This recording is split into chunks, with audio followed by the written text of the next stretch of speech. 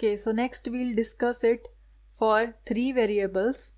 So what is the maxima and minima for a function of three variables and how do we calculate that?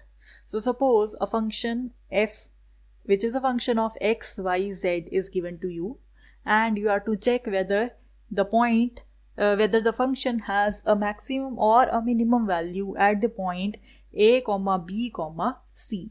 So for that, we again have the similar definition, which says that if the function's value at that given point is greater than all the other neighboring points, then we have a maxima over there, maximum value is obtained at that particular point, and a function is said to have a minimum value at the point a, b, c if f of a, b, c is less than f of a plus h, b plus k, c plus l, where all these quantities h, d and l, they are very small, right? So this is the definition. So now let us see what is the necessary condition in this particular case. So the necessary condition to calculate, to find the extremum, that is either the maximum or the minimum. So that says that a function f of x, y, z have an extremum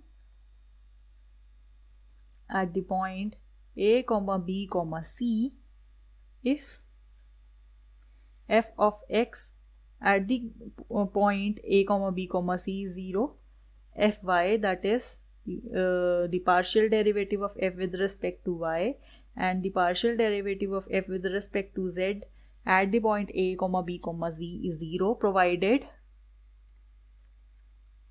the derivatives exist at the point. The derivatives exist, right? And in a similar fashion, we say a point to be critical point if all these derivatives are equal to 0 at that particular point.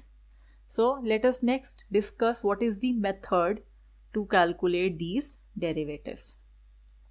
So firstly, what we'll do, the first step would be calculation of the first derivatives with respect to x, with respect to y and with respect to z of the given function f. In the second step, we'll put these equal to 0. And so in this case, we will have three simultaneous equations. So we'll solve these equations and we'll find all the possible values of x, y and z. So whatever is the values, then we'll go and look for the signs of second derivatives. So then we'll find a, that would be del 2f by del x2. We'll find b, that would be del 2f by del y2. And then we'll calculate c, del 2f by del z2. And then we'll calculate f, that would be del 2f by del y del z.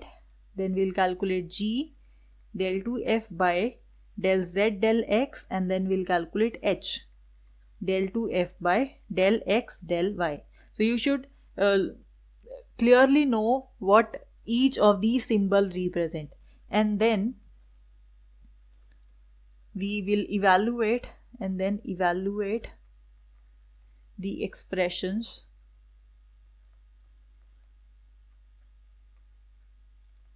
you will compute the value of a, and then you will take out what is the determinant of a, h, b, and next you will determine what is the determinant of a, h, g, h, b, f, g, f, c.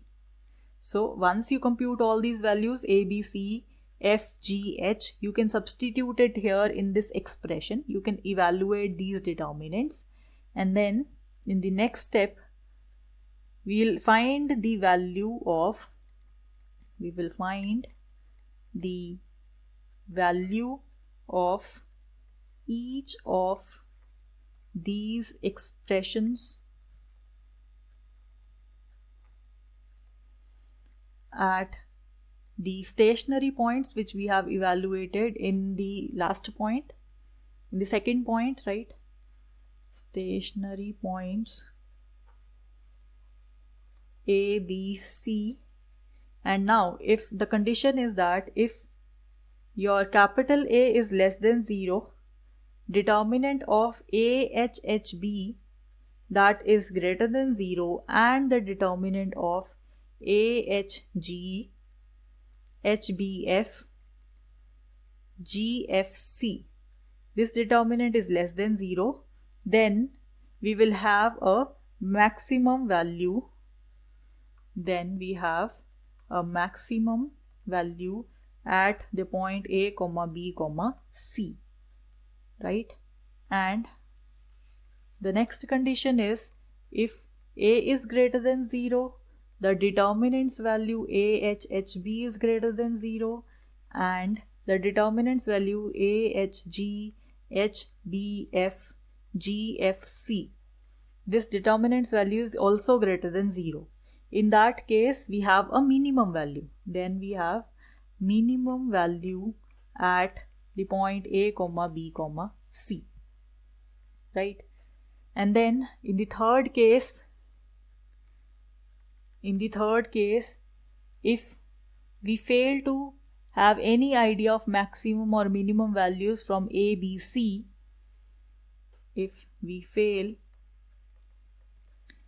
to have any idea of maximum or minimum value from the above expressions, then we'll calculate d2f. What would be that?